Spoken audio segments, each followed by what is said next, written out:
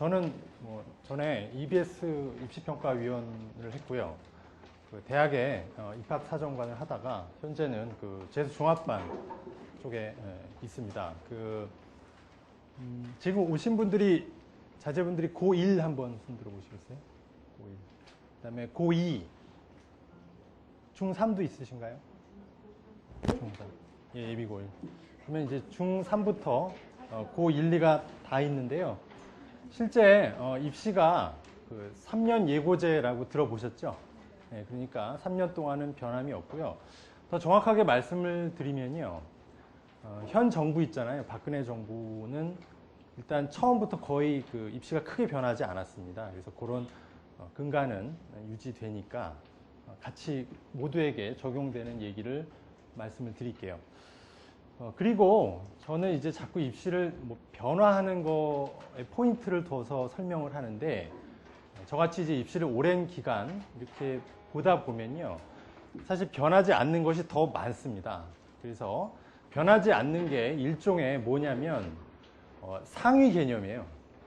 그러니까 우리가 항상 상위 개념, 원리와 법칙을 먼저 알면, 제대로 알면 그 밑에서 벌어진 일들에 쉽게 대처를 할 수 있죠. 무게중심을 흔들지 않고. 그래서 오늘 저는 그런 절대로 변하지 않는 원칙 위주로 말씀을 주로 드릴 겁니다. 그래서 변하는 것과 변치 않는 것, 그리고 정시보다는 사실은 수시 얘기를 더 할 거예요. 그 이유는 정시는 사실 너무 쉽습니다. 네. 그 냉장고에 코끼리를 넣는 방법하고 거의 같죠. 네. 수능 공부 열심히 해서요, 만점 맞고 원하는 대학 가는 거예요. 그게 뭐 그렇게 설명할 것이 없습니다. 수능만 무조건 잘 보면 되는 거고, 뭐 한두 과목을 안 하고 다른 과목 열심히 해서 간다는 거는 상위권 대학에는 적용이 안 되잖아요. 다 해야 되는 거잖아요. 그러니까 정시 얘기는 지금 뭐 이렇게 열심히 하지 않을 겁니다. 그래서 수시 얘기 위주로 진행을 하겠습니다.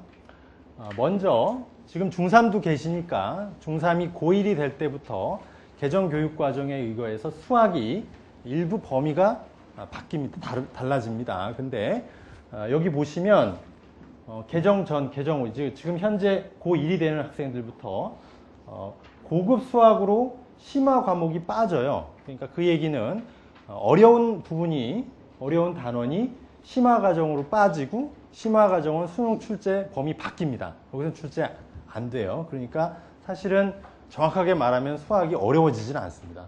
쉬워지면 쉬워지지 어려워지지는 않은 거예요. 이거 일부 수학 선생님이 뭐 고1들, 예비 고1들한테 겁을 주죠. 뭐 너네들 수학이 40%가 달라져. 막 이러면서 이제 공포 마케팅을 하는데, 실제로는 수학은 조금은 더 쉬워진다, 이렇게 보시면 됩니다.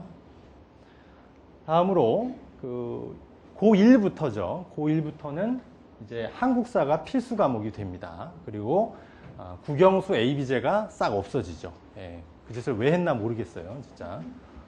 그게 없어지고, 국사가 이제 필수 과목으로 된 배경을 요걸 통해서 한번 보여드릴게요. 지금 이게 국사의 응시 인원의 변화를 2005년부터 현재까지 급감했죠. 국사 응시 인원이. 왜 2005년부터 급감했을까요? 모르세요? 네. 예, 그러니까 2005년에 서울대에 선택을 받았어요, 국사가. 근데 이렇게 서울대에 선택을 받은 국사가 마치 이제 승자의 저주라는 말처럼 인원이 급감한 이유는 2005년부터 이제 국사를 응시하는 학생들은 이 두 종류가 있는 거죠. 하나는 서울대 갈 수 있는 애, 그리고 하나는 서울대 갈 수 있다고 믿는 애들이에요. 그러니까 이제 상위권이 볼 거 아닙니까? 그러니까 이제 일반 학생들이 다 기피하는 거예요. 그것 때문에 이렇게 인원이 많이 줄고, 또 최근에 중고등학생의 뭐 역사의식, 또 국제적인 정세 뭐 이런 걸 반영을 해서 그 출제진이 이거는 이제 수능 과목으로 넣지 않고는 해결할 수 없다, 이런 결론에 출제가 됐습니다. 이게 2005년부터는 응시가 그러니까 고1부터는 한국사를 다 보는 걸로, 문이과 가리지 않고. 그래서 약간 이것도 좀 문제점은 문제점이에요. 왜 그러냐면 고1부터는 문과 애들은 말하자면 탐구 4탐을 3개 하게 되는 거죠. 탐구 2개 플러스 한국사니까. 근데 이과 애들은 탐구 사회 한국사를 하고 과탐을 2개 하는 거예요. 그러니까 완전히 뭐 공평한 건 아닌 거죠. 문이과에. 그런 문제도 사실은 있어서 이것도 나중에 되면 또 이제 수업 부담으로 작용하잖아요. 공부 부담으로. 한 과목이 더 는 거니까. 그래서 또 이제 변화할 수도 있을 것 같아요. 하여간 그래서 이제 달라지는 게 여기 보시면 이건 올해 하고요. 내년도에 그 수능 성적표입니다. 보시면 이 학생은 소년제입니다. 아이 아니고 어이고 이과생이고요. 17학년도부터는 이 칸이 하나가 늘어요. 그래서 이제 한국사가 들어오는 것이고, 지금 여기 보시면 뭐 표준점수 100분위 등급은 대부분 알고 계시죠? 네, 이거는 그냥 혹시 모르시는 분한테 제가 쉽게 말씀을 드리면 얼핏 봐도 어떤 점수가 제일 많아요. 표준점수가 제일 많죠. 점수가 크죠. 그러니까 더 정확한 점수예요. 아래로 갈수록, 그러니까 왜 표준점수가 맨 위에 있겠어요? 이게 제일 정확하고 정교한 점수, 난이도를 반영한 점수예요. 그러니까 그래서 어려운 과목, 남들이 못하는 과목일수록 표준점수가 잘 나옵니다. 그래서 지금 국어랑 영어 한번 비교해 봐세요. 100분위가 같잖아요. 그렇죠. 근데 어떤 게 높아요? 수학의 표점이 높잖아요. 그리고 등급은 이겁니다. 지금 100분위가 100칸이죠. 100칸. 100분위는 100칸이잖아요. 그거를 9칸으로 아주 둔하게 뭉터기로 나눈 거니까 100분위보다 훨씬 둔한 거죠. 칼에 비유하면 쉽습니다. 주부님들이시니까. 표준 점수는 외과용 메스. 네, 날카롭잖아요. 100분위는 그냥 부엌에서 쓰는 칼. 등급은 연필 깎는 칼. 이렇게 생각하시면 돼요. 됐죠? 예. 근데 문제는 2017학년도부터 이제 국사가 들어오는데, 국사는 또 이런 수능 과목하고 점수가 달리 나와요. 나머지 과목들은 다 표준 점수 100분위 등급이 뜨는데, 국사는 등급만 나와요. 등급만 아래. 근데 그 등급도 요 비율제로 1등급은 4%, 2등급은 7%니까 누적 11%죠. 그러니까 거의 10% 안에 드는 애들은 2등급 안에 드는 거고, 여기 보면 4등급 하는 애들은 40%예요. 상위 40% 하면 4등급. 그러니까 4등급하고 40 외우기 쉬우니까 이렇게 아시면 되고, 요 비율 상대평가 방식은 모양이 어떻게 나올까요? 그럼 마른 목골이 되겠죠. 이렇게 중산층이 잘 사는, 가운데가 두툼한, 상위권 적고 하위권도 적고 뭐 이런 구조가 되는데, 국사는 그 비율이 없어요. 그냥 국사는 20문항을 보게 되는데요. 20문항이 2점짜리 10문항, 3점짜리 10문항이에요. 그럼 합하면 50점이죠. 20점, 30점이잖아요. 근데 그냥 원점수로 40점이 넘으면 그 40점을 넘긴 애가 10%든 20%든 30%든 전원이 다 40점을 넘겨도 다 1등급을 주는 거예요. 그러니까 지금 성적표가 약간 지저분해지죠. 어떤 과목은 이렇게 표준점수 100분위 등급이 다 뜨는데, 국사만 그냥 덜렁 등급이 나오고, 그 등급마저도 요 상대평가, 요 비율제 상대평가가 아니라는 거예요. 예. 근데 이제 성적표가 좀 웃겨져요. 지금 이제 제가 등급 표준점수 이런 얘기 했으니까 기억하시기 쉽게 요 샘플 하나 더 보여드릴게요. 국어, 수학, 영어에 같은 원점수 대비 표준점수예요.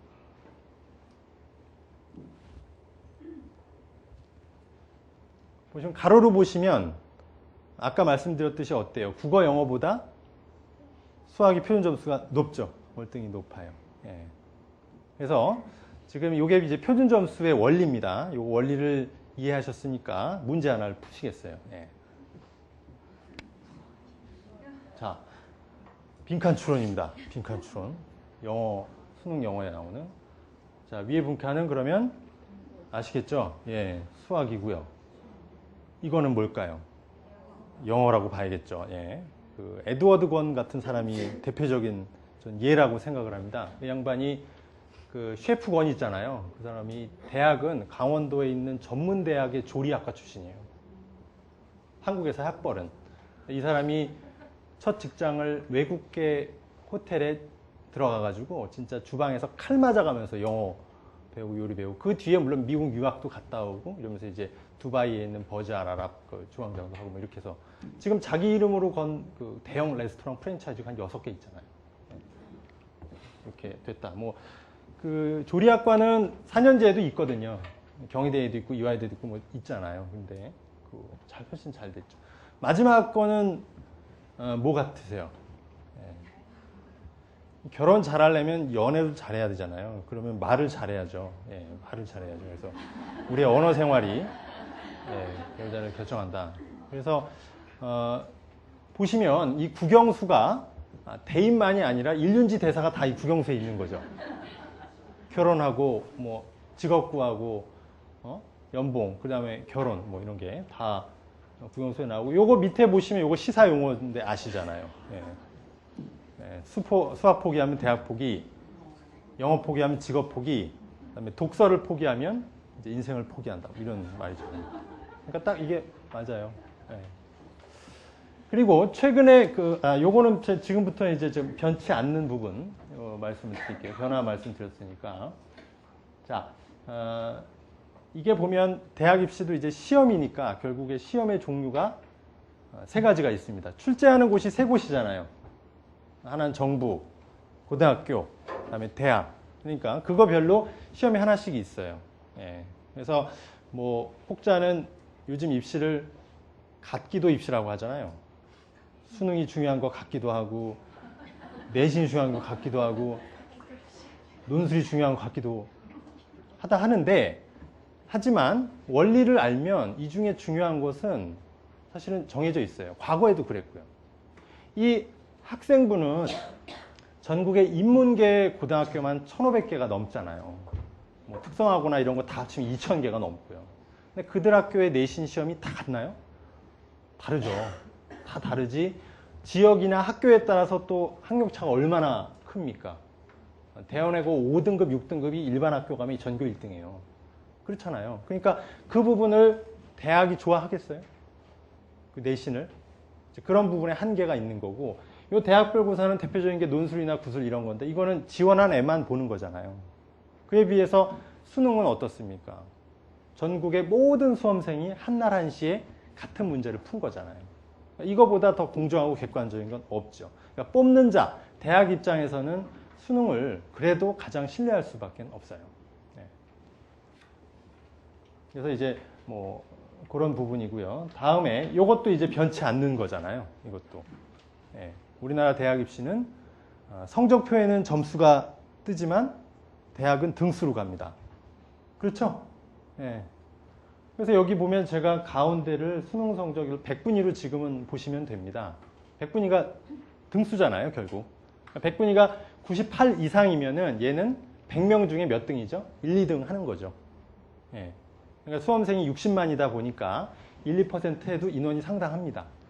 거기에 해당하는 정원, 왼쪽에 문과, 이과 이렇게 하시면 거의 정확해요. 그러니까 문과에서 한 올 2등급 모의고사를 보면 고 1, 2시니까 모의고사 한두 번 보셨잖아요. 전국 단위 학력평가나 이런 거 보면서 올 2등급을 받는다. 국어도 2, 영어도 2, 수학도 2, 탐구도 2다. 그런 애들은 문과에서는 여기를 가는 거죠. 어느 라인이에요? 여기 중에 4번째 칸이겠죠. 100분이 92, 아까 2등급 라인이 100분이 11%잖아요. 그러니까 이걸로 보시면 되는 거예요. 이과는 여기 요 라인이겠죠. 근데 대학이 똑같지가 않죠. 이과가 더 잘 가잖아요. 그 이유는 아시죠? 예, 여기 위에만 보셔도 이해가 되실 거예요. 문과는 서울대 위에 대학이 없지만 어떻습니까? 이과는 지방대를 먼저 갑니다. 의대, 치대. 그리고 요 카포 유지는 뭐냐면 카이스트, 포스텍, 유니스트, 지스트 같은 대학이에요. 과학기술대학교. 여기 연고대급이잖아요. 그러니까 인원이 더 많지. 그리고 절대 인원에서도 문과가 많지 이과는 더 적어요. 그러니까 같은 점수면 더 좋은 대학을 가는 이치가 되고 또 그런 게 맞는 것이 이과는 문과보다 공부를 훨씬 더 많이 합니다.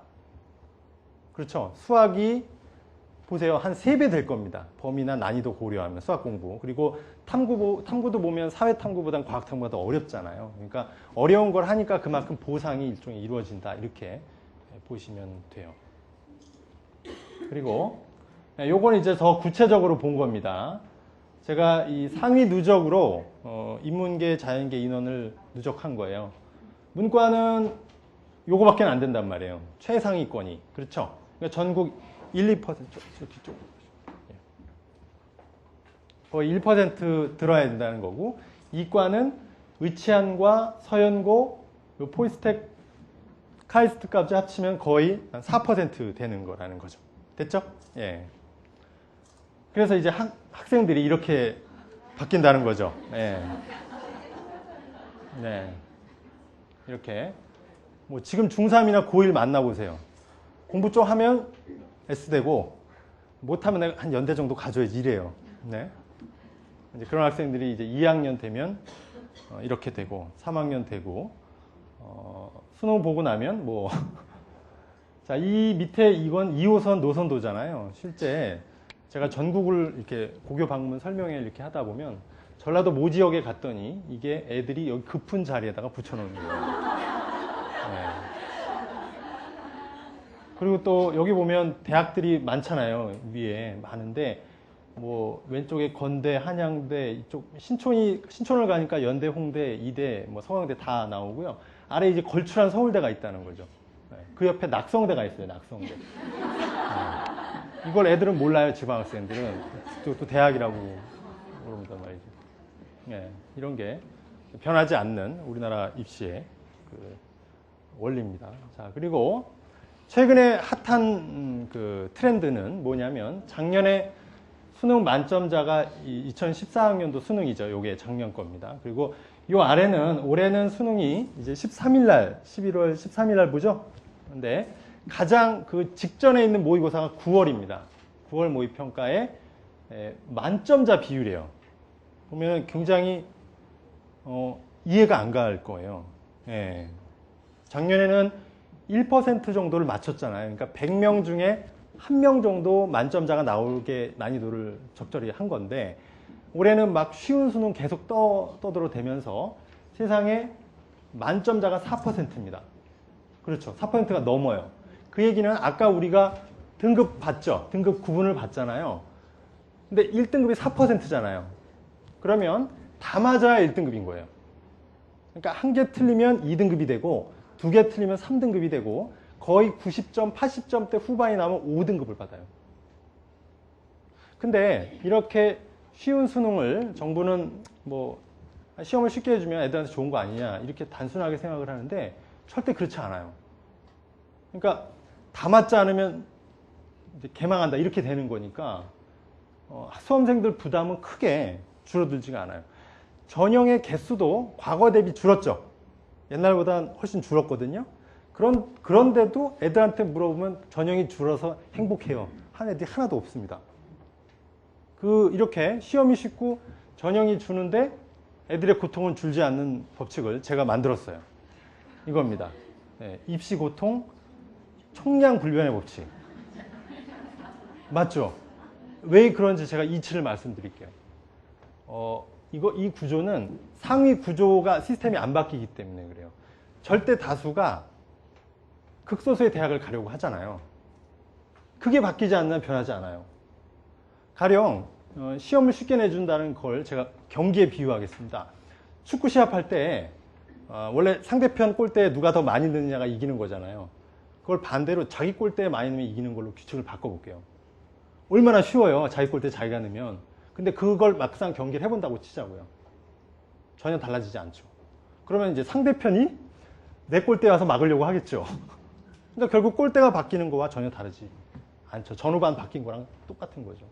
그러니까 이런 파행적인 교육하고는 동떨어진 정치적으로 접근하는 이런 정책들이 계속 변화를 만들어요. 이제 종합전형도 그렇습니다. 제가 앞서 처음에 이제 뒤에 종합전형을 좀 자세히 말씀을 드릴 건데 현재 이제 종합전형에 대한 약간의 그 균열이 생기고 문제점을 이제 조장합니다. 언론들도 누가 이제 강남권의 모 학부모님이 경희대 한의학과를 약간 이제 학교에서 이제 짜가지고 뭐 이런 사례들이 있단 말이에요. 그래서 이제 그런 것들이 쌓이면 이 정부 바뀔 때 있죠? 이 정부가 2017까지 가잖아요. 그 다음 정부에 또 이게 민원으로 작용을 해요. 그러니까 종합전형 자체도 그 뒤에는 이 정부까지는 유지가 되겠지만 그 뒤는 또 알 수가 없어요. 예. 그런 부분이 되고 하여튼 요 부분도 이제 알아두시면 이제 입시 부분에 이해하실 때 도움이 돼서 제가 말씀을 드렸고 또 하나 이것도 중요한 원칙이자 그 원리입니다. 상위 개념입니다. 결국에 이제 입시라는 게 사람을 제대로 평가해서 뽑는 과정이잖아요. 근데 이 교육학에서 나오는 이제 평가의 원리죠. 평가는 사람의 역량을 측정하는 것인데 그 측정에 있어서 우리가 수능 시험이 객관식이죠. 주로 이제 객관식 시험으로 측정할 수 있는 사람의 역량보다는 어떻습니까? 논술형 시험으로 측정할 수 있는 역량이 더 커요. 그러니까 그 얘기는 사람을 진짜 제대로 보는 거는 요 주관식, 객관식 시험으로는 한계가 있는 거죠. 주관식과 논술형, 그 다음에 시험으로 아예 검증을 어려운, 가령 리더십이나 커뮤니케이션 능력, 이런 것도 이제 21세기 미래 인재 중에 중요한 역량이지 않습니까? 그런 부분을 객관식 시험으로는 완전히 측정할 수 없다는 거예요. 이게 이제 평가의 기본 원리지 않습니까? 자, 실제로 유럽 같은 경우에는 고등학교 과정도 논술형이죠. 그 다음에 대입도 바칼로레아니까 그 논술형입니다. 미국은 고등학교 과정은 논술형이에요. 근데 대입은 객관식입니다. SAT니까. 우리나라 수능을 SAT 따라 만든 거잖아요. 한국은 고교과정 또 객관식. 지금 서술형 평가가 도입은 되고 있습니다만 부분적인 거고 대입도 사실은 수능이니까 객관식이란 말이에요. 그렇기 때문에 이런 배경 때문에 우리나라에 수시가 필요한 거죠. 수시가 필요하고 수시는 이런 객관식 시험이 아니라 논술이나 혹은 또 면접이나 종합전형이나 이렇잖아요. 그래서 이 표를 제가 보여드리겠습니다. 그 얘가 지금 현실로 나타나고 있는 거죠. 자, 여기서 맨 왼쪽 요거는 그냥 정시라고 보시면 되겠죠. 수능으로 가는 비율이에요. 네. 그리고 요 왼쪽 부분, 어머님들 왼쪽이죠. 왼쪽 부분은 이제 수시 전형의 종류입니다. 네 가지로 줄었잖아요. 전형이 종류가. 네. 그런데 재밌는 거는 요 파란색 막대 그래프랑 빨간색 막대 그래프를 한번 잘 보세요. 네. 파란색은 198개 전체 대학의 비율이에요. 그러니까 주로 대교 보도자료가 나오는 건 다 이걸 내요. 그렇죠? 근데 그것과 여기 상위 15개 대학은 아까 제가 이름 거론했잖아요. 고등학교 1, 2학년만 가고 싶은 대학. 네. 보세요. 비율이 완전히 달라요. 근데 언론 보도는 요걸 가지고 하니까 보세요. 교과로 40% 뽑는 것처럼 하잖아요. 예. 그리고 종합 비율 보시면 198개 대학 비율보다 좋은 대학은 훨씬 많고요. 논술 비율 한번 보세요. 예. 자, 그래서 이 표를 통해서 우리가 알아야 될 것들은 뭐가 있냐면 그거죠. 좋은 대학일수록 좋은 학생을 뽑으려고 한다는 거예요. 맞죠? 네, 이걸 아셔야 돼요. 그러니까 좋은 대학은 이 교과로 무작정 안 뽑아요. 이거 학교별로 다 내신이 다른데 어떤 학교 5등급은 어떤 학교 1등급 되는데 그걸 어떻게 뽑아요? 그러니까 그거보다는 차라리 이 종합이 있죠? 종합은 교과를 물론 봅니다. 그렇죠? 근데 모두 봐요. 비교과도 보죠. 그다음에 서류까지 보잖아요. 그러니까 애가 글 쓰는 것도 보는 거고 얘가 했던 what과 how를 다 보는 거죠. 학생부에 숫자만이 아니라 글자도 보는 거고. 그렇죠? 그런 게 사람을 역량을 제대로 평가하는 거잖아요. 그게 우리 평가의 기본이라고 배웠잖아요. 그러니까 여기서 이런 겁니다. 그래서 요 전형들의 경쟁률을 봐도 재밌습니다. 이게 올 수시 경쟁률이에요. 올 수시 경쟁률. 이것도 굉장히 시사하는 바가 많겠죠. 네. 자, 교과 전형이 경쟁률이 제일 낮은 이유는 아시죠? 이거는 숫자의 싸움이니까 아예 1 후반대랄지 내신이 교과가 기본적으로 나쁘면 아예 쓸 생각을 못 합니다. 전국에 제일 높은 데는 어디겠어요? 당연히 서울대 지역균형이죠. 이거는 아예 한 학교당 2명밖에는 못 써요. 그러니까 당연히 누가 될까요? 문과 전교 1등, 이과 전교 1등이 되거나 혹은 강남권에서는 달리 적용합니다. 교과가 나쁠 때는 가령 이과 애들 내신이 더 좋잖아요. 그럼 이과 2를 내보내기도 하고 아예 안 쓰는 학교도 많아요. 왜냐? 교과 직윤으로는 가망이 없으니까 일반 전형으로 쓰죠. 근데 지역에 있는 학교들은 이게 아주 꿀 전형이죠. 이걸로 한 명은 서울대를 만들어야 될 거 아닙니까? 직윤으로. 뭐 그렇게 되는 거고 종합전형의 경쟁률이 교과 전형의 경쟁률보다 높은 이유는 당연하겠죠. 쓸 수 있는 교과의 스펙트럼이 조금 더 넓겠죠. 1부터 2까지는 쓸 수 있다라고 보시면 되겠죠. 세 번째 논술을 보세요. 논술. 논술 경쟁률은 내신이 1부터 2, 3, 4, 5까지도 쓸 수 있다고 이렇게 알려져 있습니다. 그러면 9등급제 하에서 거의 절반이 대상이 될 수 있는 거예요. 그렇잖아요. 그러니까 경쟁률이 이렇게 높고 여기 보면 연세대, 한양대, 건국대, 홍대 여기는 수능 전에 논술을 보는 학교들이에요. 그러면 경쟁률이 조금 낮습니다. 네. 한양대가 올해 가장 관심을 끌었던 대학교예요. 왜 그러냐면 원래 논술 전형엔 기본적으로 수능 최저 합격 기준을 둬요. 수능 너무 못하는 애는 뽑을 수 없잖아요. 논술 뭐 좀 그렇고 그런데 한양대가 수 최저 기준이 없어요. 상위 대학인데 그래가지고 올해 뭐 경쟁률이 뭐 100대 1 넘을 거다 막 그랬거든요. 근데 그게 역으로 작용을 했어요. 그래서 이제 좀 그렇게 높진 않아요. 뭐 44대 1도 높아 보이시겠지만 그렇게 높지 않아요. 그래서 이제 요 경쟁률의 의미는 이렇게 보시면 됩니다. 대상자가 적으냐 많으냐 요걸 경쟁률 그대로 나타나요. 그렇죠? 네. 자, 그리고 요게 학교 생활 기록부죠. 학교 생활 기록부가 이렇게 구성되어 있습니다. 혹시 지금까지도 자제분의 학교 생활 기록부를 한 번도 보지 않으신 분이 있으신가요? 네. 저희 누나가 고2 학부모인데 안 보았더라고요. 그래가지고 제가 크게 실망을 하고 낙담했는데 이렇게 되어 있습니다. 그러니까 숫자로 구성되어 있는 영역이 있고 글자로 구성되어 있는 영역이 있는 거예요. 그렇게 볼 수가 있겠죠. 학생분은. 숫자는 교과, 점수 여기 보면 원점수, 평균, 표준편차 이렇게 기록이 되죠. 지금 현재 중3은 이 9등급제가 아니라 A, B, C, D를 겪었죠. 근데 고등학교 오면 다시 이 체제로 옵니다. 네. 자, 그리고 이제 글자로 영역된 게 이런 거겠죠. 출결, 뭐 수상, 자격증, 창체, 여기서 자율활동, 진로활동, 동아리활동, 봉사활동 이런 것들 고스란히 싹 기록이 되는데 요거는 학생부에는 아까 제가 얘기한 대로 와시 기록이 되어 있는 거예요. 무엇을 어떻게 했다. 그래서 종합전형은 자 요걸 보겠습니다. 지금 교과전형, 비교과전형 얘기했으니까 자 이렇게 보시면 됩니다. 제가 종합전형 얘기에 앞서서 이 교과전형과의 차이를 극명하게 잘 나타내는 표예요.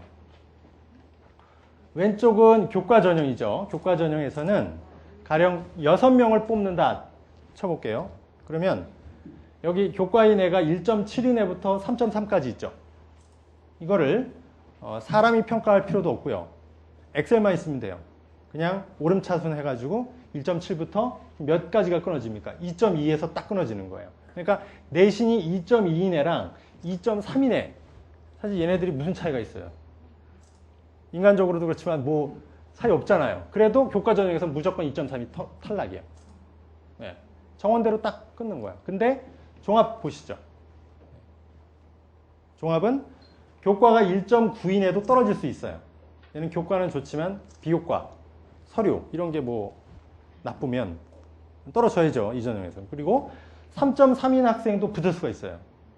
이거는 교과는 좀 약했지만 비교과가 많고 그에 따른 스토리가 좋으면 자기소개서에 나타나면 합격을 합니다. 그래서 이렇게 정리할 수 있습니다. 자, 학생부 종합전형. 제가 이제 입시의 계륵이라는 말을 했는데 이게 2학년, 3학년 학부모님이 되시면 이 말을 아주 옳다권이라고 생각하실 거예요. 이게 계륵이 닭의 갈비거든요. 이거를 버리지도 못하고 취하지도 못하고 약간 그런 개념이 됩니다. 이 종합전형이. 그래서 왜 그러냐면 대부분은 고1, 2 때 종합전형만을 목표로 확고하게 하는 경우가 별로 없어요. 왜냐하면 종합전형은 그 준비하는 과정이 굉장히 번거롭죠. 노고가 많이 들어가는데 그렇게 한 거에 비해서 결과가 명확하지가 않아요. 우리가 이제 경제 원리대로 움직이지 않습니까? 그래서 종합전형은 그런데 막상 이제 고3이 되면 자기가 이제 현재 원하는 대학과 현재 나오는 성적으로 적합한 대학 간의 괴리가 발생을 합니다. 네, 큰 괴리가 발생을 해요.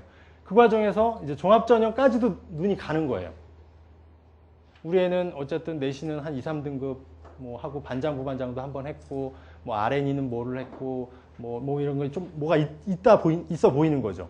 그럼 요걸 잘 엮어서 글 좀 잘 써가지고 어떻게 해볼까? 이런 유혹에 빠집니다. 그래서 그때 근데 해서 물론 되는 경우도 있지만 대부분은 힘들겠죠. 그래서 그 부분을 1, 2학년 때부터 좀 효과적으로 준비하는 게 필요합니다. 그러니까 사실 컨설팅은 종합전형 컨설팅을 1, 2학년 혹은 중3에서 고1 올라갈 때 이런 때 해두는 게 차라리 나을 것 같아요. 다른 전형이야 뭐 앞서 제가 처음에 말씀드렸듯이 정식 컨설팅은 뭐하러 지금 합니까? 그건 수능 보고 나서 해야지.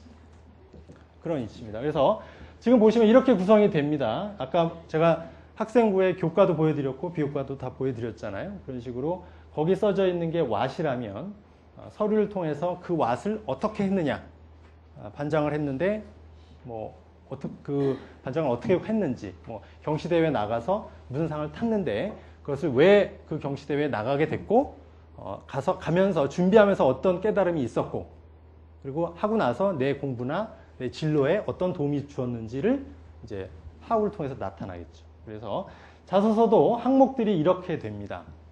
요게 1, 2, 3번이 공통문항이고요. 4번, 5번은 자율문항이라고 해서 자율문항이 없는 학교도 있어요. 그러니까 실제 공통문항 요 세 가지를 잘 보시면 공통문항 중에서도 공통되는 부분이 있다는 거죠. 그게 제가 밑줄로 빨간색으로 친 거예요. 근데 똑같죠? 네. 결국 뭡니까? 배우고 느낀 점. 네가 활동을, 학습을 어떻게 했는데 그 학습을 해서 네가 배우고 느낀 점이 뭐야? 너 교내 활동 어떤 거 세 가지를 중심으로 했다고 했는데 그러면 그걸 보고 배우고 느낀 점이 뭐야? 심지어 나눔, 봉사, 뭐 갈등 관리, 협력 이런 사례가 있었는데 그 사례를 통해서 그럼 배우고 느낀 점이 뭐냐? 이거죠. 그러면 여기 보면 왓은 같을 수가 있어요. 같은 동아리를 했으면 같은 일을 한 거고요. 같은 경시대회에서 뭐 누가 금상 타고 누가 은상 타면 같이 한 건데, 자, 배우고 느낀 점은 다르겠죠. 그거를 보는 거예요. 그걸 통해서 얘의 사고력이 어떻고 무슨 생각을 갖고 했는지. 그게 그러니까 어떻게 보면 역량에 대한 제대로 된 평가죠. 네. 물론 이거를 뭐 대피를 한다든지 뭐 작전을 해가지고 1, 2학년 때 뭐 그런 사례는 사실 그런 뭐 부정적인 부분을 치면요. 모든 전형이 다 그렇죠. 정시는 안 그런가요? 수능. 찍어서 맞은 거. 이거 비리잖아요.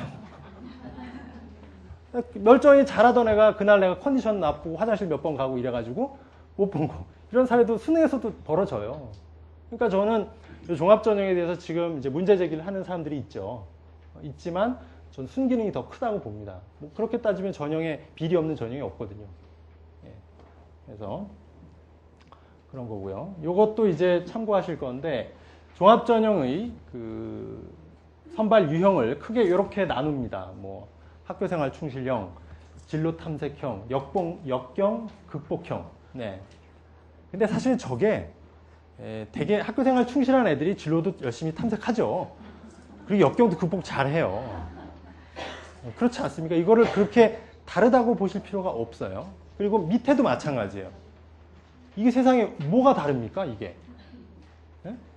제가 이거 대학에 있으면서도 굉장히 싸웠어요. 그 대학 출신의 석박사 사정관들하고 저는 이제 여대에 있었기 때문에 그 대학 출신일 수가 없죠. 제가. 그래가지고 이제 그걸 가지고 많이 논쟁을 했는데 그분들 상당수 의견이 이거였어요. 대학별로 인재상이 뚜렷하다. 다르다. 나는 안 다르다. 내가 현장에 있었는데 뭐가 달라. 뭐가 달라. 어느 대학의 인재가 어느 대학에 가면 범죄나 둔재가 되나요? 이게 말이 됩니까? 뭐 적합한 유형에 대해서도 이렇게 교과서에는 나와 있단 말이에요. 그렇죠? 보세요. 종합전형에 적합한 학생 유형입니다. 뭐 네. 이걸 한 줄로 정리해 드릴게요. 한 줄. 자, 한 줄로 이겁니다. 네. 한 줄로. 네. 이거예요. 이게 대학만이 아닙니다. 제가 오늘 설명에는 자꾸 원칙, 법칙 이런 얘기를 하잖아요. 상위 개념 논하는데 그걸로 보시면 이게 대학만이 아니고 초, 중, 고, 심지어 회사, 그리고 학교만이 아니라 학원도 마찬가지예요. 다 이런 인재를 원해요. 제가 예를 들어볼게요. 재수 종합반 있잖아요. 재수학원, 뭐 강남대성도 있고, 뭐 메가스터도 있고, 비타도 있고 다 있는데 거기서는요 학생을 뽑을 때 장학금을 줍니다. 전년도 수능 성적 기준으로 일정 수준 이상이면 수업료도 면제되고요. 장학금을 줘요. 왜 그럴까요? 얘네들은 더 이상 가르칠 게 없어요. 그리고 다니기만 해도 졸업하고 실적을 만들어줘요. 대학에 있을 때 대학 교수들이 여러 번 이런 얘기를 하더라고요. 대학이 이제 교육 기능을 상실했어. 무조건 좋은 애들 뽑아야 돼. 그러니까 평범한 애들 뽑아가지고 그 인재로 만드는 거 사실은 좋은 일이지만 힘듭니다. 그러니까 우수한 장원을 뽑는 게 더 좋다는 현실적인 얘기죠. 그런 얘기를 하고요. 회사도 제가 그렇다고 그랬잖아요. 회사 보세요. 회사에서 제일 좋아하는 인재가 스카이 출신 아닙니다. 누구냐? 인턴한 사람입니다. 인턴. 우리 회사 인턴한 애는요, 뭐 가르칠 게 없어요. 밑부터 다 배웠기 때문에. 그러니까 이 말이 대학 입시만이 아니라 다 적용이 되는 공통적인 얘기라는 거죠. 그래서 과거에 올해는 근데 이제 이런 일이 있었죠. 올해 또 문제가 자소서에다 쓰지 말라는 항목들이 많아졌죠. 대표적인 게 이런 거예요. 외국어, 수학, 과학 이런 수상 실적들을 과거에는 쓸 수 있었는데 이제 못 쓰게 했어요. 정부가. 그래서 이제 근데 또 재밌는 건 요거는 안 되는데 요거는 또 돼.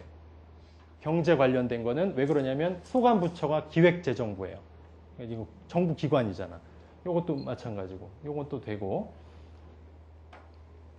자, 이런 배경을 제가 또 말씀을 드리면 이거예요. 이게 2개년간 2013-14에 서울대를 합격 배출한 고등학교 중에 제일 많이 배출한 학교 10개입니다. 보면 진짜 더 많아졌죠. 재작년, 작년 대비 이런 소위 말해서 명문고, 자사고, 특목고들의 실적이 더 좋아졌어요. 근데 이들 학교는요, 아시겠지만 교내에서 이런 걸 다 해요. 교내 방과후학교 이거 준비를 시킵니다. AP도 준비하고, 뭐 경시대회도 외부상도 하고, KDI도 하고, 뭐 테스트 이런 걸 다 하잖아요. 그러니까 이런 현상이 벌어지는 것을 정부에서는 사실은 교육적으로만 놓고 보면 원래 잘한 애들이 대학에서 가르칠 필요 없는 애들이 대학에 가는 거죠. 그런 건데 교육부는 정치 사회적인 면까지 고려해야 되기 때문에 이런 교육 양극화를 막고자 아까 같이 자소서에다가 쓰지 말라는 것들을 이런 식으로 한 거죠. 예, 이런 것들을 쓰지 마라. 이런 것만 안 쓰면 일반고와 조금은 그래도 그 유불리 면에서 일반고가 덜 불리해지니까 이걸 아예 쓰지 못하게 하는 거예요. 그거 네. 네. 이거를 추면 잠깐만요. 뒤에 거를 꺼드릴게요. 네. 네. 자, 그런 배경이고요. 오늘 어쨌든 요거는 이제 과거에 이제 붙은 애들 사례예요. 과거에 붙은 애들 사례인데 얘 보시면 용인 외고 이제 지금은 외고라고 쓰면 안 되죠. 뭐라고 써야 되냐면 외대 부고라고 써야 됩니다. 자사고니까요. 근데 뭐 진짜 AP가 15개 있는 애는 저도 처음 봤어요. 처음 봤고 얘는 뭐 문과적인 것만이 아니라 보면 예.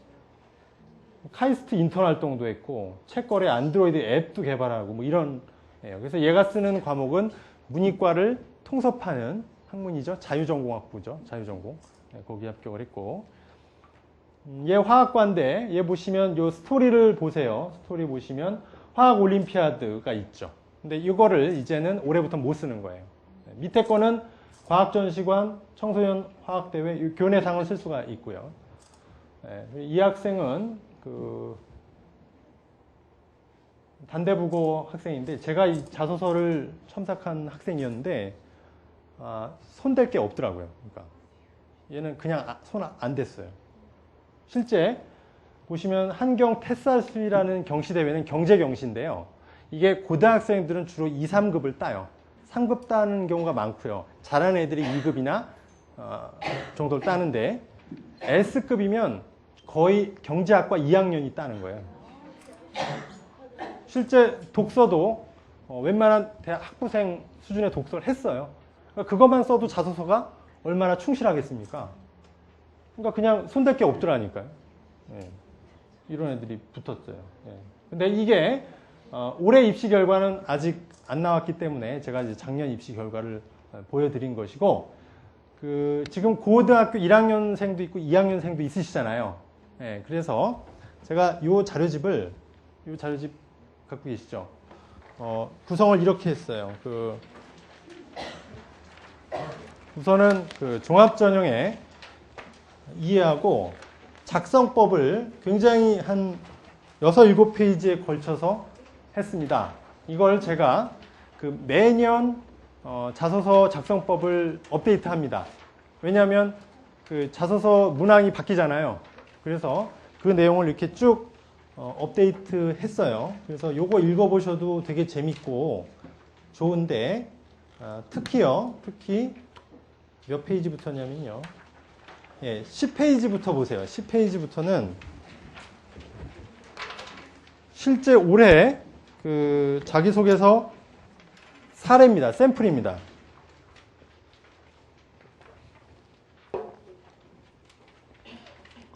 샘플을 문과 4-5명, 예, 이과 4-5명 이렇게 연결해서 놨어요. 제가 요거를 자소서 최종본만 놓으면 크게 도움이 안 되실 수 있을 것 같아서 어떻게 했냐면, 얘가 쓴 초안하고요, 제가 수정한 내용을 볼드 처리해서 놨어요. 그리고 최종본 이렇게 놨으니까 이거를 보시면 뭘 아실 수 있느냐, 우리 애가 종합전형에 해당이 되는지 안 되는지, 그리고 두 번째로 해당되면 어떤 식으로 자소서 쓰는 게 좋겠는지를 판단하실 수가 있겠죠. 네, 그래서 지금 뭐 자소서 첨삭할 수도 있는 것도 아니고, 제가 자료를 통해서 최대한 알려드릴 수 있는 건 이 방법이 제일 좋을 것 같아서 이렇게 진행을 했어요. 그리고 또 좋은 게 있습니다. 지금 여기에 제가 앞서 이런 얘기 있었잖아요. 대학마다 그러면 이제 자소서나 뭐 이런 준비 방법이 다르냐 이렇게 하는데, 제가 뭐라고 했어요? 같다고 그랬죠. 인재상도 같다고 그랬고, 대학에서 그런 내용이 여기 보시면 맨 뒤에요. 몇 페이지냐면요. 예. 제가 43페이지 보시면요. 또 재밌는 자료가 있어요. 이거는 한림대학교하고 중앙대학교를 의예과를 종합전형으로 붙은 아이들의 사례예요. 그러면 이제 의예학교는 자연계열이니까 문과 학부모님들은 안 보셔도 되냐? 아니에요. 같이 보셔도 되는 그런 공통적인 내용들이 잘 나와 있습니다. 그 중에 어디를 보셔야 되냐면요. 예, 44쪽에 중간 부분 약간 볼드 처리된 부분이 있습니다. 예. 요거 한번 지금 읽어보셔요. 지금 읽어보시는 게 낫겠어요. 제가 시간을 드릴게요. 보셨나요? 예, 보셨으면요. 10페이지를 넘기세요. 10페이지.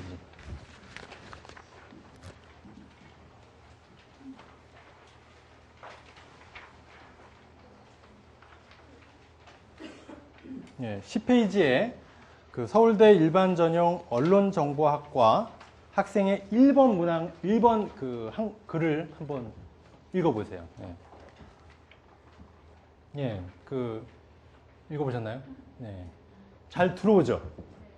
이게 왜 그러냐면요. 보통 이 사정관 입장에서 이 자소서를 100명, 200명 이상의 글을 읽는 종합전형 사정관의 입장에서 보면, 저도 사실 그랬지만 대부분 눈에 안 들어옵니다.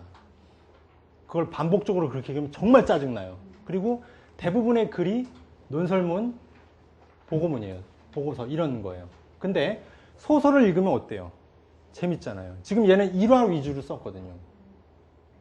그러면서 일화를 통해서 얘의 탐구 능력이나 실제 행동이니까 우리가 그냥 솔직히 이런 비유를 해도 돼요. 사랑한다는 말 100번 하는 것보다 행동 하나로 보여줄 때 더 웅변적인 게 되잖아요.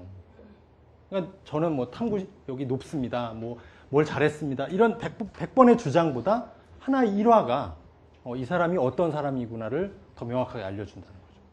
그러니까 얘도 그런 식으로 잘 쓴 자소서 양식인데 이렇게 쓰기 어렵습니다. 대부분 자기 공허한 주장만 나열하기 바빠요. 나 뭐 이래서 뭐뭐를 깨달았습니다. 이런 얘기 많이 합니다.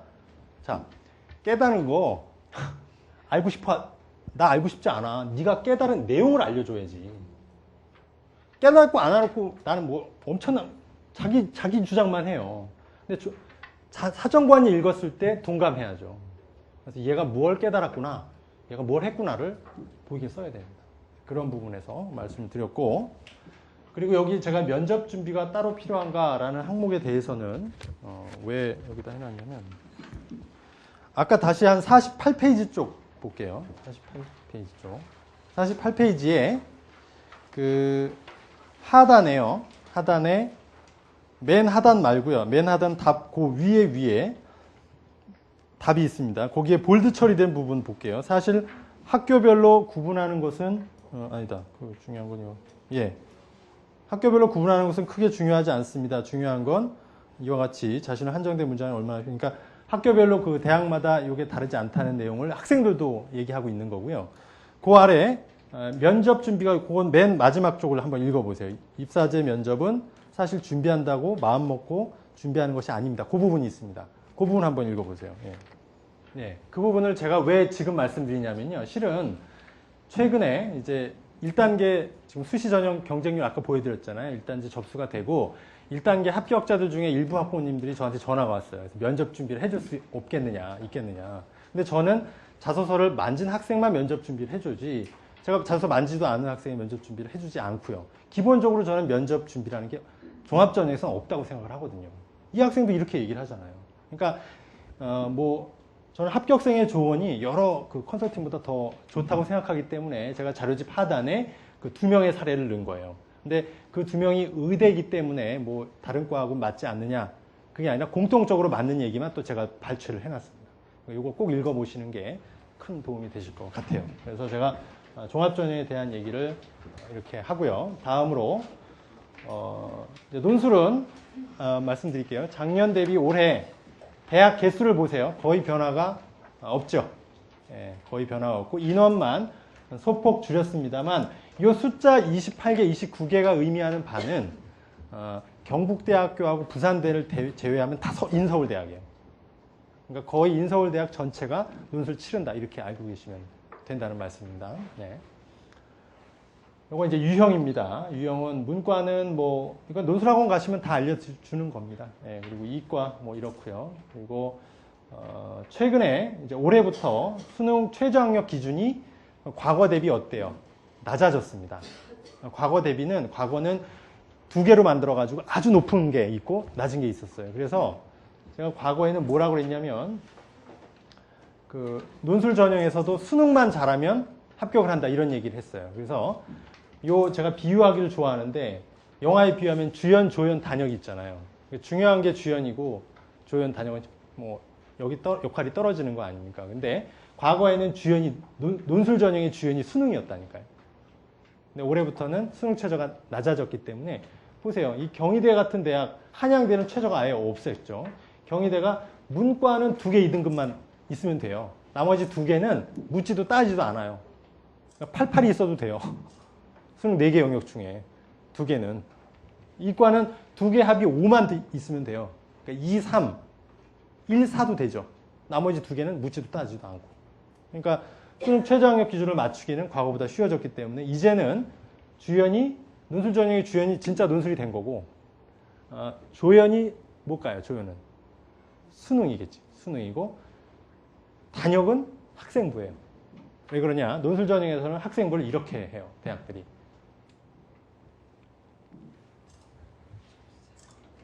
점수 차이가 거의 없다는 거죠. 그리고 요 상위 대학일수록 더해요. 연대, 고대, 서강대 이런 대학은 1등급이나 5등급의 점수 차이가 거의 없죠. 근데 오히려 숙명여대가 더 차이가 나요. 그렇죠? 숙명여대는 요거 노란색 부분을 보시면 뭘 알 수 있죠? 5등급부터는 절대 지원하지 마라 하는 강력한 의지의 표현이에요. 더 좋은 대학교도 아닌데 그렇잖아요, 솔직히. 근데 왜 숙대가 이렇게 하느냐? 이유를 말씀드릴게요. 요 위에 파란색 대학들 있죠? 상위 대학은 특목고가 써요. 그렇죠? 얘들 내신이 나쁘잖아요. 그런 깊은 뜻이 있는 거예요. 근데 이 숙대는 아무래도 일반고들이 많이 쓰겠죠? 그러니까 일반고 5등급은 안 받겠다는 거죠. 그런 깊은 속내가 있어요, 세상에. 이걸 깊은 속내라고 해야 될지. 예. 그래서 여기 보시면 이거 보세요. 대원외고 1학년에 이거 학생부거든요. 여기 보시면 원점수 94점인 애가 5등급이에요. 평균이 94.5거든요. 그러니까 중간이잖아요. 그러니까 5등급이고 수학 보실까요? 수학은 93점인데 7등급을 받아요. 그러니까 이런 애들 내신을 이렇게 해줘야 되지 않겠습니까? 이렇게 해줘야 되지 않겠습니까? 이게 공정한 거죠. 네. 고교 등급제를 안 할 수 있는 거죠. 그러니까. 그렇죠. 이걸 하니까 고교 등급제를 안 해요. 그러니까 고교 등급제에 대해서 뭐 여기권 부모님들은 되게 물어봐요. 저한테. 그래도 우리 학교는 그런데 내신 2, 3등급 좀 봐주지 않아요? 뭐 종합전형에서도 좀 감안하지 않나요? 감안 안 해요. 그리고 대신에 이렇게 한다고요. 이렇게 하면 되잖아요. 이렇게 하면 됐죠? 예. 자, 지금 그리고 뭐 이 부분은 그 의대 늘어나는 거 다 아시죠? 예, 뭐 그 시간 관계상 제가 너무 많이 하지 말게요. 여기 우리나라 그 41개 의대의 정원입니다. 이 노란색 대학이 올해부터 이제 학부생을 뽑는 의대예요. 그전에는 의전원을 했던 의대라는 거죠. 그리고 여전히 학부생 안 뽑는 의대가 있어요. 의전을 하는데 그 앞글자만 따면 재밌어요. 건강차예요. 건강차. 건국대, 강원대, 차의과대학은 의전원 계속합니다. 정부가 의전원 하는 대학은 지원도 해줘요. 더. 그리고 요 대학 성대나 울대는 사실은 그 탑5 의대죠. 탑5 의대는 뭐 자타공인, 서연, 성가, 울입니다. 서울대, 연세대, 성균관대, 울산대, 가톨릭대. 여기 뭐 의대는 일반 대학의 그 레벨하고 다르잖아요. 지금 병원 규모나 인턴 레지던트를 할 수 있는지 또 교수를 할 수 있는지 이런 것까지 종합적으로 따져서 하기 때문에 그런 걸 토탈해도 5개 의대가 메이저고 그 아래 뭐 순서가 있는데 뭐 가령 그런 기준에 의해서 그 순천향대학교나 인제대학교나 한림대학교는 원래 의대문을 뺀 그냥 순천향대학교, 그냥 인제대학교, 그냥 한림대학교 하면은 그냥 뭐 소위 우리가 말하는 지잡대잖아요. 그렇지만 이게 병원에 들어가면 얘기가 확 달라지는 거죠. 그래서 여기 보시면 이렇게 병원이 굉장히 많죠. 병원이 굉장히 많고 병상 수가 크고 뭐 이런 데가 그래서 이걸 지방 3용이라고 그러죠. 이런 인제다 하는데 이렇게 그런 게 점수에 반영이 됩니다. 그래서 제가 아는 한 학생도 그 남학생이에요. 남학생인데 한양대가 됐고 인제대가 됐어요. 그런데 얘가 몸이 하나니까 대학은 하나밖에 못 가죠. 2개 됐으니까. 근데 인제대를 선택한 애들도 있어요. 왜 그러냐면 한양대가 그 병원이 조금 문제가 있어요. 원래 대학 레벨은 높지 않습니까? 한양대. 하지만 병원에서는 문제가 있고 또 위치가 그 왕십리 저 언덕에 있으면서 주위에 있는 건대병원하고 경쟁에서 밀려요. 건대는 지금 재단에서 부동산 대박 나가지고 지원을 엄청 해주잖아요. 병원 시설도 굉장히 한양대 병원 낙후됐어요. 가보시면 놀래요. 그리고 또 하나의 결정적인 문제가 병원 노조가 전국 병원 중에 제일 강성해요. 이사장이 병원 쳐다도 안 봐요. 그래가지고 그런 부분을 아는 분들은 알아요. 그래서 그걸 적용을 합니다. 그런 뭐 의대에 관한 비하인드 스토리 이런 거는 제가 내년이나 이때 의대 관련 스페셜한 설명회 또 합니다. 그때 자세히 뭐 비하인드 스토리나 뭐 재단 이사장이 누구랑 어떻게 해서 뭐 땅 팔고 뭐 병원 불량하고 이런 것도 제 주위에 친인척이 이제 학회장을 하시는 분이 있어요. 의사. 그래서 보고 하고 있습니다. 자, 그렇게 이제 의대 얘기는 넘어가고요. 이제 종합전형에 대한 실제 대비 방법에 대해서 제가 간략하게 말씀을 좀 드릴게요.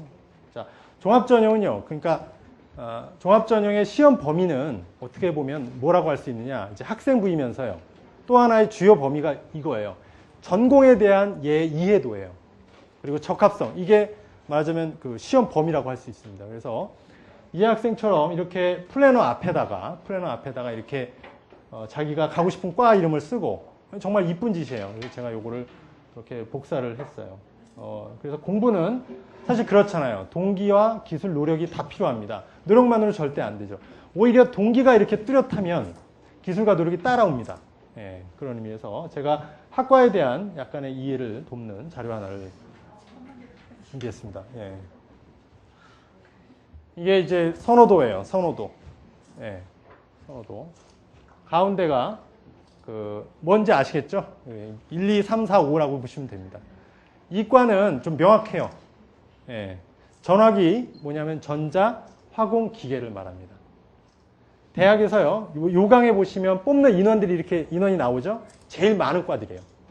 그 얘기는 뭡니까? 수요가 많다는 거죠. 그러니까 뽑기도 많이 뽑고. 그래서 대학생들이 전화기 다닌다 그러면 뭐라고 하냐면 취업 깡패라는 얘기를 해요. 취업이 잘 된다 이거죠, 얘네들은. 네, 취업이 잘 된다. 그리고 조선자동차, 융전도, 융합전자 이런 데도 취업은 잘 되는데 한 가지 문제가 근무지가 너무 멀어요. 지방 중에서도 생지방이라고 하잖아요. 뭐 거제 가보셨어요? 거제? 저도 이번에 여름휴가 거제 갔다 왔는데 거제가 제주도 다음으로 큰 섬이래요. 우리나라에서. 크기는 엄청 크더라고요. 그 2, 3위권 조선소가 다 있잖아요. 삼성중공업, 그 대우조선해양이 있어요. 그래서 그 거제도 수입이 거제도만 치면 4만 불이에요. 거제도가. 네, 그렇게 되는데 하여튼 그렇고 밑으로 가면 이제 공대가 아니라 이과대학, 자연대라고 하죠. 순수과학하고 요즘 건설 경기가 나쁘니까 이제 건축 쪽이 좀 이렇게 낫습니다. 반면에 이제 문과를 보라는 거죠. 문과. 네. 문과는 사실 어딜 나와도 취업이 안 되죠. 지금 대기업에서 공채할 때 100을 뽑으면요, 80을 이과생을 뽑아요. 요즘 CEO도 옛날에는 상경 계열이 많았죠? 지금 공대 출신이 많습니다. 그래서 인구론이라고 들어보셨어요? 인구론? 인문계 90%가 놓은다는 거예요. 이게 인구론. 그런 얘기를 합니다. 인구론. 그래서 이제 보면 이제 고1이 되시거나 고1 뭐 2학년이든 일단 제일 중요한 건 교내 활동입니다. 외부상을 이제 못 써요. 못 쓰잖아요. 그러니까 요거는 고1 때 아마 학교에서 주는 오리엔테이션 자료입니다. 여기 보면 우리 학교에 있는 경시대회는 뭐가 있고 동아리는 뭐가 있는지를 한눈에 볼 수 있는 거예요. 이거를 알고 이런 걸 보고 아예 고등학교를 선택하는 부모님들도 있습니다. 중3 학부모님이. 그리고 여기 말고도 schoolinfo.go.kr 학교 알림이라고 아시죠? 거기 가시면 그 학교 현황을, 고등학교 현황을 다 볼 수가 있어요. 교원 현황부터 그 학교에 하는 교내 경시, 방과 활동 뭐 이런 프로그램을 다 볼 수 있습니다. 미리 좀 진로가 정해졌고 어떤 방향으로 할 의지가 확실하다면 그거에 좀 적합한 학교를 고르실 수가 있어요. 네. 그게 현명한 고교 선택 요령입니다. 그래서 그런 걸 가지고 준비를 하시고 혹시 더 시간이 있다. 난 그 더할 여력이 있다라고 한다면 하더라도 이런 거 공공성 인정기관에서 할 수 있는 봉사활동이나 인턴, 뭐 체험활동은 쓸 수가 있어요. 학생부에도 기록이 됩니다. 그게 뭐냐? 공짜가 붙었잖아요. 대표적으로 뭐 이런 거겠죠. 네. 그리고 요거는 사실 아니고 이럴 수도 있는데 여기를 보셔야 돼요. 여기 보면 이런 기관들이 많아요. 산하 기관들이. 이게 제가 한 페이지에 정리될 수 있도록 몇 개를 뺐어요. 그러니까 실제 우리 집 근처에도요. 이런 연구소나 위원회 투자기관들이 있습니다. 네. 그리고 이게 자기가 이제 경제에 관심이 많은데 한국은행에 가보고 싶다. 굳이 거기까지 가지 않아도 돼요. 명동까지. 홈페이지도 집이잖아요. 홈페이지에서 뉴스레터를 3년간 구독한 학생이 있었어요. 이건 지방 학생이에요. 경제과 가고 싶은데 뭐 서울에 그 한국은행 오고 뭐 어렵지 않습니까? 얘가 홈페이지에서 그 뉴스레터를 신청해가지고 3년간 구독을 했다니까요. 얼마나 그게 적합하고 열정을 보여주는 거고 그 진짜 한국의 경제 흐름을 다 모니터링 한 거 아닙니까? 학생이. 모르는 것도 있겠지만 금융이나 통화 이런 부분에 대해서 모르면 경제 시간에 물어보면 되고 또 그랬다는 내용 자체를 자소서에 쓰면 훌륭한 내용이 되겠죠. 예, 그래서 뭐 흔히 하는 얘기가 뭐 영어 있는 스토리를 만들다 뭐 이런 얘기 하는데 제가 그냥 예를 들어서 말씀을 드릴게요. 지금 여기 보시면 이과는 사실 어렵지 않아요. 왜 그러냐?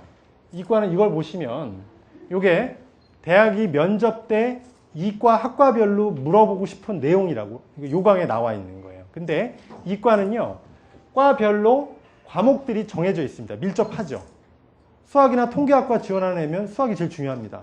수학 관련 뭐 동아리나 경시대회 같은 게 있으면 쓸 게 있는 거고, 밑에 보면 화학부, 생명과학부, 지구환경과학, 요거 과별로 과학의 과목들하고 바로 직결이 돼요. 그러니까 동아리든 경시대회든 그 과를 쓸 거면 관련이 있는 게 있어야 된다는 게 명확한데, 문과는 좀 그렇지가 않아요. 문과는 그렇지 않을 경우에 가령 상경계열이다라고 했을 때는 아까 말씀드린 대로 교내에 뭐 경제, 경영 동아리가 있으면 그걸 하면 되고, 한국은행 뉴스레터를 구독했다든지 매경 테스트, 교내 경시 이런 거 하면 되고, 외교 같은 경우에는 그렇습니다. 기본적으로 글로벌 역량이 필요한 거니까 교내 영어 뭐 영자 신문반이나 뭐 그 영어 토론반 이런 거를 하면 되고요. 그다음에 제가 아까 홈페이지 얘기했는데 외교부에 가면요, 외교부에 사실은 외교부를 일반인도 보기 어렵습니다. 외교 사항 이런 걸 잘 다 알 수 없잖아요. 그래서 친절하게 청소년 홈페이지가 별도로 있어요. 거기 고등학생이면 가가지고 그쪽으로 가면은 그쪽에서도 뭐 자기가 참가하고 뭐 참관할 수 있는, 뭐 인턴십을 할 수 있는, 봉사활동을 할 수 있는 여러 활동들이 있습니다. 그런 걸 쌓아놓으면 되고요. 만약에 대부분 그렇지만 고1, 2 때 내가 상경계열을 갈지 사회과학 계열을 갈지 정치 외교 쪽으로 갈지를 못 정하는 경우가 더 많겠죠. 그러면 이렇게 하면 돼요. 영자신문반에서 경제 관련 원서를 읽어요. 그래 놓으면 나중에 정해져서 상경계열로 쓸 수도 있고 정치외교 쪽으로 쓸 수도 있죠. 그러니까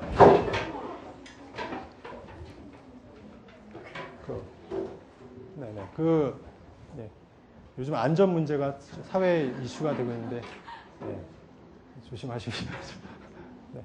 그래서 그 명확한 진로가 있는 애는 그 진로라는 실에 필요한 구술을 꿰면 되고요. 아니면 공통되는 구술을 여러 개를 갖고 있다가 나중에 실 하나에 꿰면 됩니다. 그런 방식은 있고, 또 하나 이제 좋은 얘기가, 저는 이런 것도 고등학교 1학년생 만나면 많이 권합니다. 뭐냐면 되게 이제 고1, 2 때 원하는 대학은 있잖아요, 나름.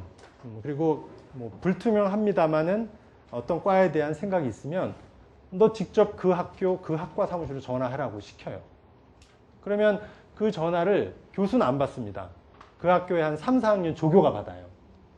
그러면 자기소개하고 저는 뭐 어느 고등학교에 다니고 있는 몇 학년 학생인데 선배님 다니시는 학교와 학과를 가고 싶다.